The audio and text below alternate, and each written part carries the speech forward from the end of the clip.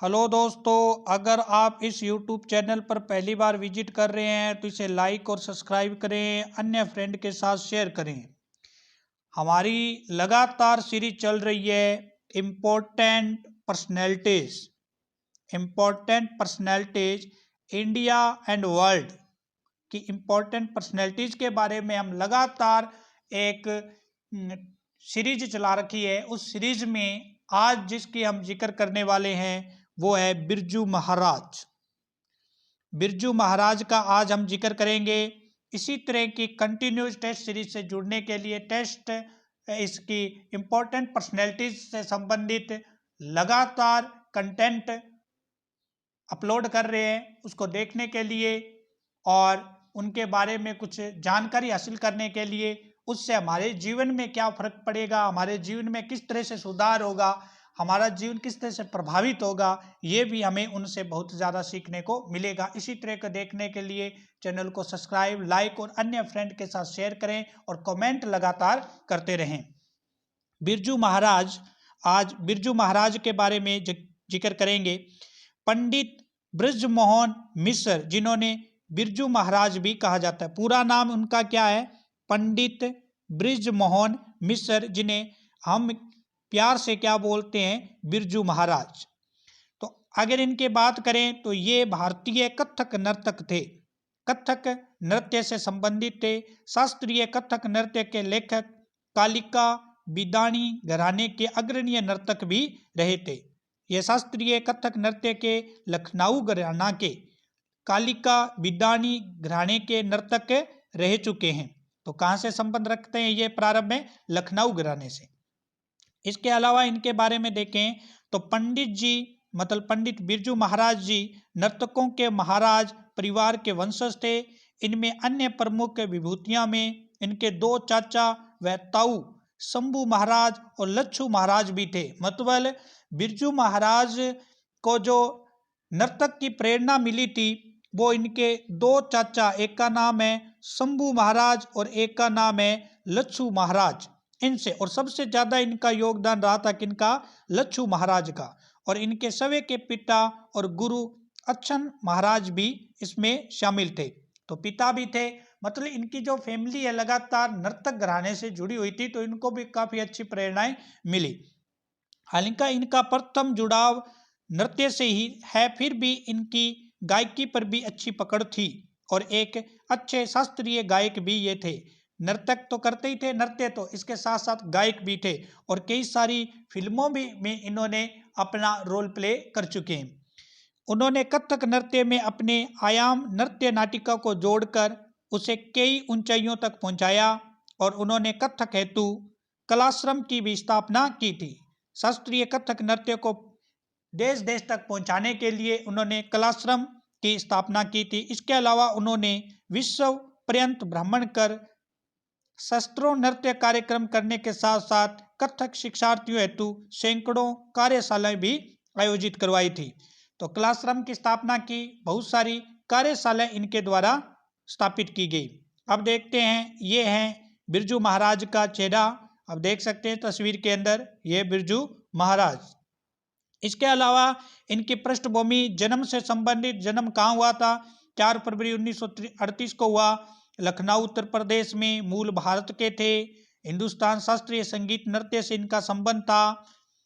और ये मैंने आपसे पहले भी बताया कि अपने चाचा शंभू महाराज के साथ नई दिल्ली स्थित भारतीय कला केंद्र, जिसे बाद में कथक केंद्र कहा जाने लगा, इसमें काम करने के बाद उसे केंद्र के अध्यक्ष पर कई वर्षों तक आसीन रहे। कौन? बिरजू महाराज।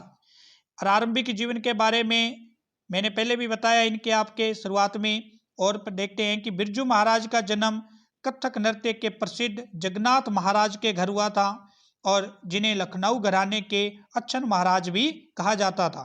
ये जो इनके पिता थे जगन्नाथ महाराज, उनको लखनऊ घराने के अच्छन महाराज भी कहते थे। ये रायगढ़ रजवाड़े में दरबारी नर्तक थे और इनका नाम पहले दुख हरण रखा गया था। जो बिरजू महाराज थे, बचपन में इनका नाम क्या था? शुरुआत में दुख हरण रखा गया, क्योंकि ये जिस अस्पताल में पैदा हुए थे उसी दिन वहां उनके अलावा बाकी सब कन्याओं का जन्म हुआ था, जिस कारण उनका नाम ब्रजमोहन रखा गया। यही नाम आगे चलकर बिगड़कर बिरजू महाराज हो गया था। इसका जो प्रारंभ में नाम रखा गया था तो ब्रजमोहन। तो आपने सुना कि इनका जो नाम है दुखहरण क्यों रखा गया था। उसके बाद इनके चाचा लच्छूराम महाराज और शंभू महाराज से ये दीक्षित हुए, प्रेरणा ली और बहुत बड़ा काम किया। उसके बाद व्यवसायिक जीवन की बात अगर करें तो व्यवसायिक जीवन के बारे में देखते हैं इनके। बिरजू महाराज मात्र 13 वर्ष की आयु में नई दिल्ली के संगीत भारती में नृत्य की शिक्षा देना प्रारंभ कर दिया था। मात्र कितने साल के? 13 साल के शिक्षित बन गए थे। इसके बाद उन्होंने दिल्ली में ही भारतीय कला केंद्र में सिखाना प्रारंभ किया। दिल्ली के अंदर भारतीय कला केंद्र में कुछ समय बाद उन्होंने कथक केंद्र संगीत नाटक अकादमी की एक इकाई में शिक्षण कार्य प्रारंभ कर दिया था।